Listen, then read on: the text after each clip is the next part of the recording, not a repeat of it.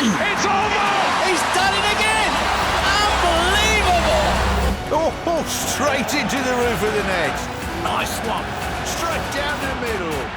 So a good performance from both teams here today. Hi, you're watching Firstpost. I'm Rupha Ramani. Let's get started.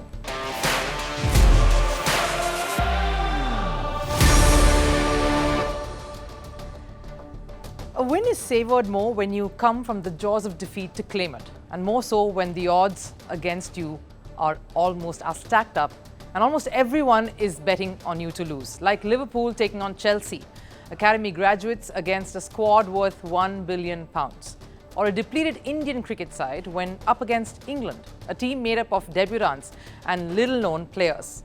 Both punched and punched hard. Who are the heroes of these triumphs and where do these wins feature in their sporting history? That's lined up on the show. Also, how can superstar Cristiano Ronaldo not be in the news? After surpassing Lionel Messi, he's now making the headlines for all the wrong reasons.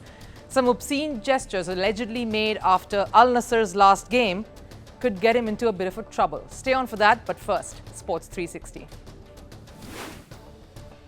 We'll start with football and the Premier League. Manchester City and Arsenal continue to pile pressure over table toppers Liverpool. Phil Foden's 24th minute goal helped City beat Bournemouth. City are second on the points table with 59 points. In another game, Arsenal secured a 4-1 victory over Newcastle to go third. Arsenal and Liverpool are separated by just 2 points now. Moving on to Javelin, Max Denning of Germany has etched his name in the Javelin record books. At 19, he became the youngest player to throw past the 90-meter mark. Max recorded a distance of 90.20 meters at the German Winter Throwing Championships. This also means he surpassed the mark set for the Paris Games at 85.50 meters. Over in cricket, the ICC has suspended Sri Lanka's T20 international skipper Wanindu Hasaranga for 2 matches.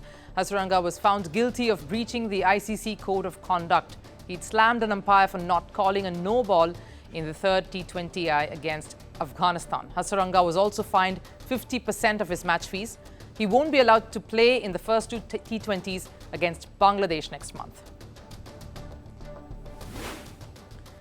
Pakistan's Haris Rauf has been ruled out of Pakistan Super League or the PSL 2024. Rauf, who plays for Lahore Qalandars, will now miss the remainder of the PSL due to an injury. He dislocated his shoulder during a PSL game. Qalandars put out a statement that it will take 4 to 6 weeks for him to recover. This, of course, comes just months before the T20 World Cup. And we'll sum up from Formula One. Charles Leclerc topped the timesheet on the final day of pre-season testing at the Bahrain International Circuit. The Ferrari driver clocked a lap of 1 minute and 30.32 seconds. His teammate Carlos Sainz set the fastest time across 3 days of pre-testing. The Bahrain Grand Prix is set to take place on the 2nd of March. Heroes do not come with pedigree, with great past achievements to their name, or even from the big cities. If there was ever a lesson that we have been told, it was given years ago in 2007 when an MS Dhoni-led Indian cricket side from the smallest of cities across India created history, winning the inaugural T20 World Cup in South Africa. And today in a small city in India, Ranchi, the hosts fought back hard to win another series at home. And the fight came from the most unlikeliest places. Juniors in age, juniors in stature, in the cities they come from, in terms of their most humble, modest beginnings. That's the biggest story I can take away with me from this particular test. The series has been clinched, and it was not as easy as the scoreline of 3-1 suggests. The Indian cricket team were in trouble, and the ghosts of Hyderabad, where the first test took place, were beginning to haunt them on a crumbling, dry track. But here the story was different. Now, I cannot start this without talking about one young boy, 23 years of age, hailing from a city that isn't known for its cricketing prowess as much as it is for its architectural monument. But Dhruv Jurel stood tall. He was a monument of persistence, patience, and a maturity far beyond his years and the cricket that he's played so far. And what a story his is. Dhruv Jurel burst onto the international scene in the Indian Premier League last year. He plays for the Rajasthan franchise. And if you watched him bat there, you wouldn't be able to match that Jurel with this one that played the test. His role in the T20 setup is that of a finisher. He makes unconventional shots. He's busy, he's fiery, and is always looking to strike every ball to the ropes or beyond. And here we saw a sedate, sensible, calm, and technically sound Jurel in the first innings as well as the second. In the absence of senior hands in the batting lineup, Jurel's knocks spoke volumes of his character, his intensity, and really the stuff that you need to make it big on the international stage. Dhruv Jurel's 90 in the first innings and his partnership with a tail-ender, Kuldeep Yadav, defined the Indian fight back. A reminder of how this Indian setup somehow came out of the most nervy situations.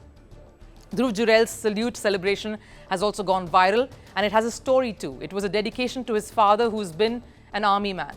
And Dhruv Jurel himself had to fight the pressure of following his father to join the army. He didn't, and Indian cricket is only thankful. And if Kuldeep Yadav showed great sense and awareness with the bat, he was gritty with the ball, especially in the second innings again. Like Jurel missed his century, Kuldeep missed a fifer. But these milestone numbers mean nothing really. Their contributions were massive. Like the second innings run chase, 5 wickets down, and suddenly batters, even the most experienced players in international cricket, were panicking. But two youngsters, Shubman Gill and Dhruv Jurel, steadily took the hosts across the finish line. Shubman Gill had in fact received a lot of flack in the previous tests, but he put his head down and showed what it meant for him to get this job done with Dhruv Jurel. Jurel playing his second test showed solid composure, calmness, and he's got the shots as well to play all around the wicket. The first innings 90 of his was very crucial for us to get close to that England's total. And again in the second innings, showed a lot of maturity, composure along with Gill. I have to mention Akash Deep, again a story of a small town boy with big dreams. What a dream debut test this has proved to be for him. This match without the presence of seniors like Virat Kohli, KL Rahul, Rishabh Pant, Shreyas Iyer, Jasprit Bumrah stood up to the English side. Former England cricketer, in fact Nick Knight, was quick to remark how incredible he thought India's character really was. They found ways to come back into the game much like they had in that Rajkot test as well. Clearly tells me the youngsters want to be here. All the hard work they have done in the past, coming up playing domestic cricket and performing there.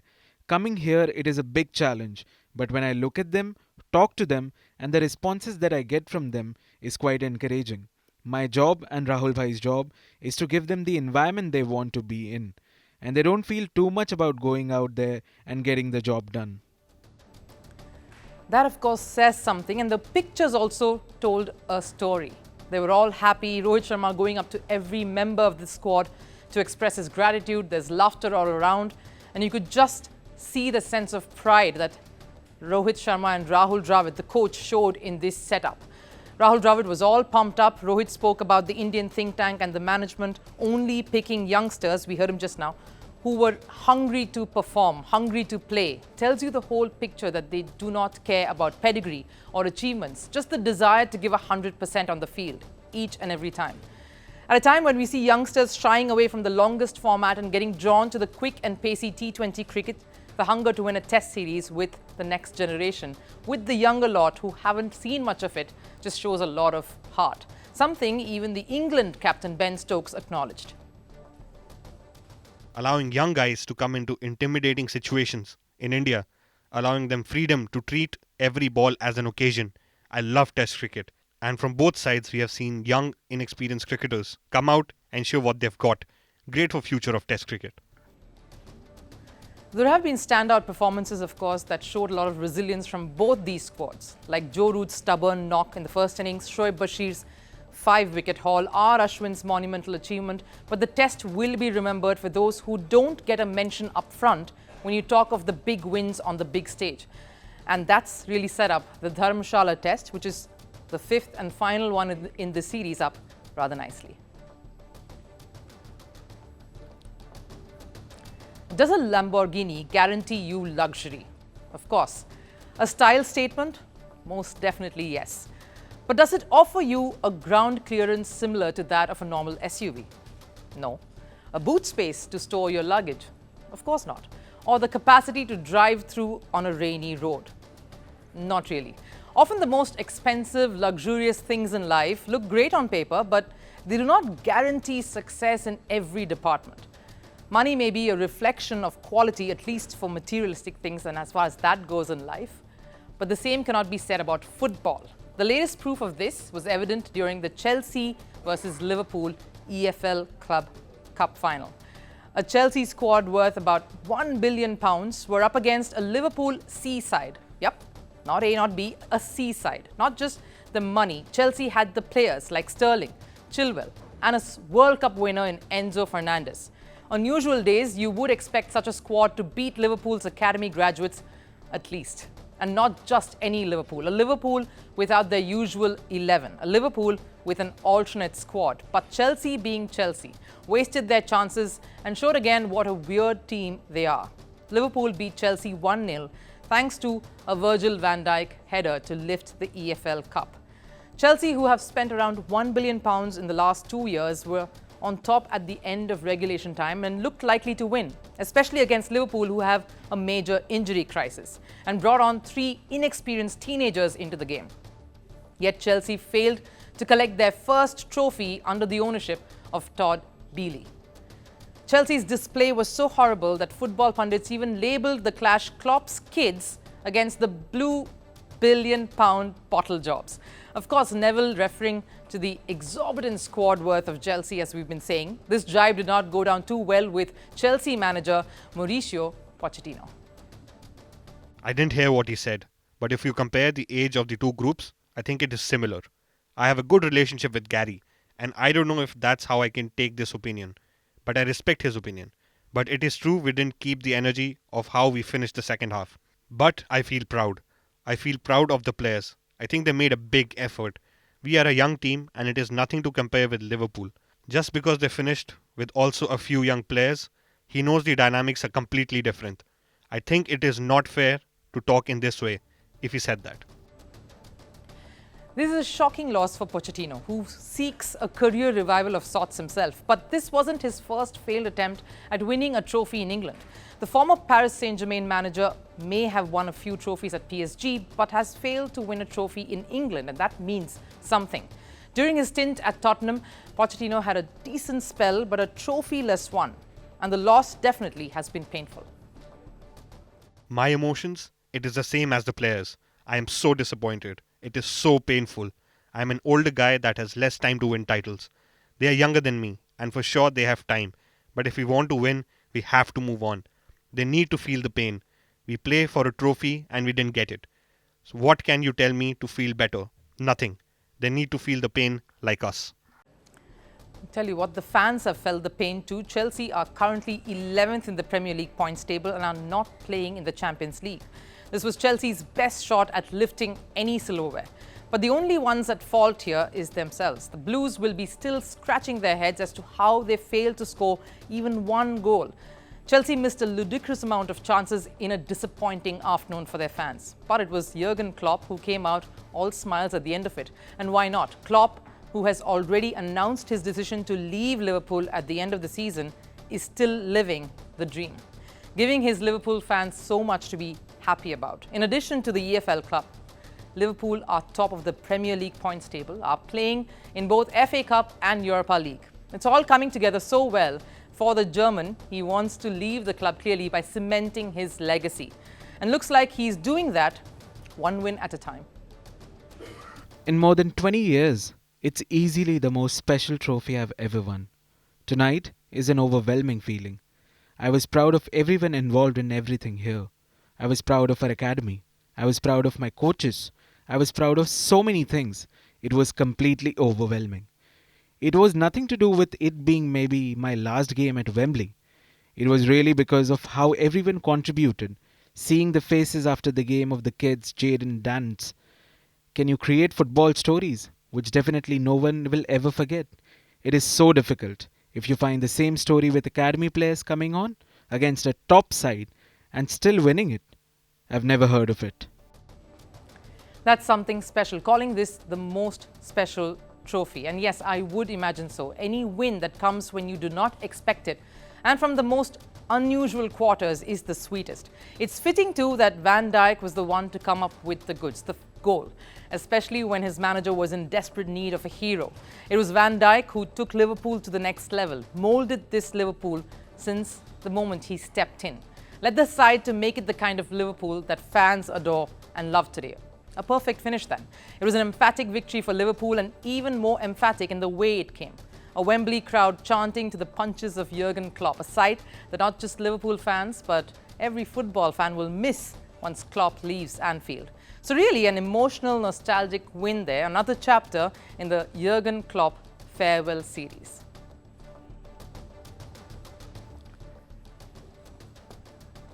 Cristiano Ronaldo. He's been in the news now for a while. Even more so since he made the move to the Saudi Pro League. And given Ronaldo's stature, every little thing he does goes onto the front pages across the globe. Be it goals scored, his celebrations, or even his lifestyle. He's a trendsetter. Just some days ago, the Portuguese star was grabbing all the headlines, surpassing Lionel Messi, scoring goals, competing with the youngsters and displaying his winning mentality. Ronaldo in Saudi Arabia has been proving his merit at the highest level. And just when he thought everything was going perfect, comes the latest storm that he's caught in the middle of. The Al Nassr star could face a lot of heat for allegedly making an obscene gesture on the field. And this came after Al Nassr's 3-2 win over Al-Shabab in the Pro League game over the weekend. Ronaldo went a little overboard with his celebrations right after the match, upon hearing Al-Shabab fans roaring with chants of Messi. The matter is sure to gain some more steam in the days to come. Cristiano Ronaldo, a goal scorer and record breaker, has been the epitome of hard work.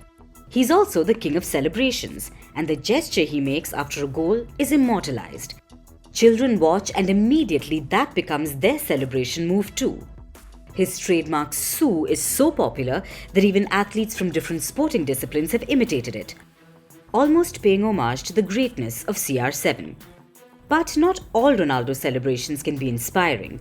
Some could stir up controversies, just like the one Ronaldo did after Al Nassr's game against Al-Shabab in the Saudi Pro League. Ronaldo has had a great stint in his new avatar here in the East.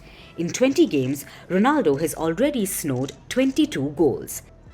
He's in fact opened the score sheet for Al Nassr and put them ahead in the 21st minute. The game ended in Al Nassr's favour. They registered a 3-2 victory over Al-Shabab. After the game had concluded, the Al-Shabab crowd, who were of course upset with the loss, began chanting Messi's name. This reportedly made Cristiano Ronaldo furious, and the Portuguese responded to it in a rather obscene way. Ronaldo was spotted holding his ear and making repeated hand movements near his pelvis. The incident wasn't caught on TV, but a few fans managed to capture it on their phones, and it was just a matter of time before it exploded on social media platforms. Like we know by now, nothing can remain hidden. No statement has been released by the Saudi Pro League regarding the matter just yet, but it's reported that Saudi Arabia Football Federation has opened an investigation looking into the episode. But here's the thing, this isn't the first time Ronaldo has been caught. In April 2023, during an Al Nassr 2-0 loss against Al Hilal, Ronaldo was spotted grabbing his genitals while walking back towards the dugout. In February last year, when Al Nassr suffered a 2-0 loss in the Riyadh Cup final, an Al Hilal fan threw a scarf towards Ronaldo. What did Ronaldo do? He picked it up, put it in his shorts, and then threw the scarf away right back towards the crowd, and continued walking towards the tunnel. This is the same game where Ronaldo threw away his silver medal to the stands. While fans lauded him for his winning mentality, he was also criticized for disrespecting the sentiments of opposition fans, like he's been caught doing this weekend too. Ronaldo's aggression isn't just restricted to the Saudi Pro League. Something similar happened during his time at Juventus. Ronaldo was criticized for a similar pelvic thrust celebration after Juventus' game against Atletico Madrid in the UEFA Champions League. Ronaldo's hat-trick knocked out Atletico from the UEFA Champions League, and he followed it up with this obscene gesture. UEFA promptly fined Ronaldo €20,000 for his improper conduct, and he had to pay the price for his actions. But will Saudi take similar actions against him? Will they be as tough as Europe was on CR7? because they've been all too generous with Ronaldo. This is the same Saudi who bent their marriage rule just to accommodate Ronaldo and his model girlfriend Georgina Rodriguez. Saudi Arabia marriage law forbids couples that are not married from living together. But Ronaldo was given an exception given the star footballer's stature and Saudi Arabia's desperation to get him on board. So, will the disciplinary committee be stern enough and punish Ronaldo for his act? And if reports are true and there is an investigation going on, will the investigation committee be unbiased and take a firm stand against him? Because let's face it, the incident has drawn a lot of flack from pundits and analysts. Some people even went ahead and said, everything has its limits no matter how famous you are. And after multiple such instances, Cristiano Ronaldo seems to be on thin ice. The disciplinary committee faces a huge test. Is the league the most important here, or is the player bigger than the league? We're near the end of the show, and now it's time for Last Serve. With the Formula One season approaching, Sauber took to the tracks in Barcelona and set it ablaze. Take a look.